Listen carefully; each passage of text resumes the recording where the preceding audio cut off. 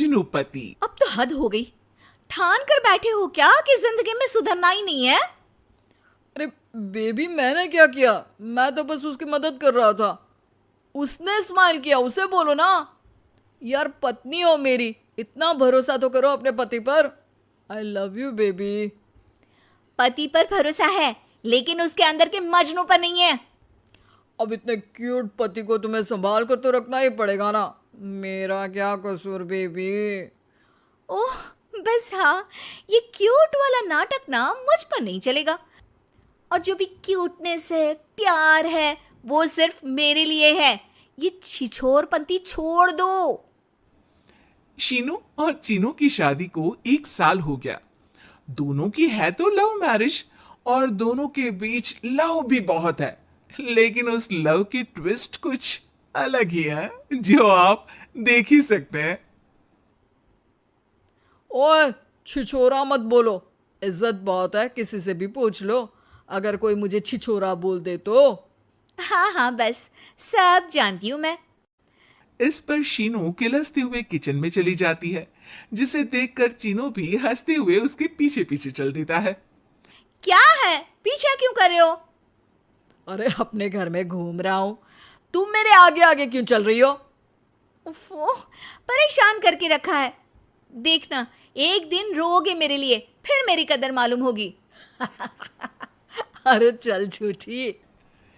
इसी तरह दिन बीतते हैं और दोनों की नोक झोंक के साथ हंसी खुशी लाइफ चल रही होती है। एक दिन दोनों शॉपिंग के लिए मॉल जाते हैं। आज देखो कैसे तुम्हारी जेब खाली कराती हूँ। अरे मेरी जेब में तो कुछ है ही नहीं, खाली क्या करोगी? अकाउंट में तो है ना। अरे ठीक है, जा शीनू जा, जी ले अपनी जिंदगी। मैं वॉशरूम होकर आता हूँ। चीनू वहां से चला जाता है और शीनू ज्वेलरी शॉप में जाती है, लेकिन वहां कोई भी उसकी बात तक सुनने को तैयार नहीं होता।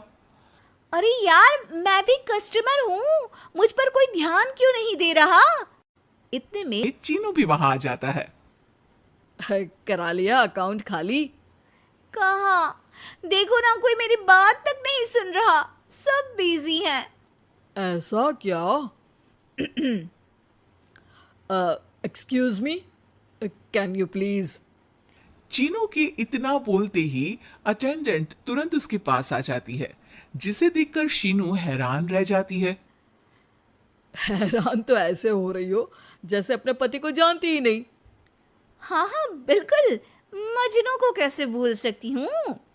पर मजनू अब शादीशुदा है, ये मत भूले। शीनू अपनी शॉपिंग कंटिन्यू करती है और कुछ देर बाद सारी शॉपिंग खत्म करके दोनों कॉफी पीने जाते हैं, जहां चीनू को रिया मिलती है, जो मिलती ही चीनू को गले लगा लेती है। ओह हाय चीनू, कितने टाइम बाद देखे। आज भी बिल्कुल वैसे ही क्यूट हो, जिसे देखते ही दिल फिसल जाए। इस पर पर चीनू शीनू को देखकर तुरंत रिया को दूर करते हुए कहता है, अरे रिया, मीट माय वाइफ शीनू। और शीनू, ये रिया है, कॉलेज फ्रेंड। अच्छा, शादी कर ली? ओके, मैं चलती हूँ, बाय। कॉलेज के मजनू, सब जानती हूँ कौन सी फ्रेंड है। वैसे वो मजनू वाली हरकतें आज तक बंद नहीं हुई ना। गले तो देखो कैसे लगाया था, जैसे उसकी पर्सनल प्रॉपर्टी हो। भूलो मत, तुम सिर्फ मेरी प्रॉपर्टी हो, और इस प्रॉपर्टी पर किसी ने नजर डाली या तुमने किसी को देखा भी तो दोनों की आंखें नोच लूंगी। ऐसा बोल शीनू गुस्से में वहां से चली जाती है, लेकिन इस बार चीनू उसके पीछे नहीं जाता। अरे बिना कुछ करे सुना गई, अपने आप आएगी वापस।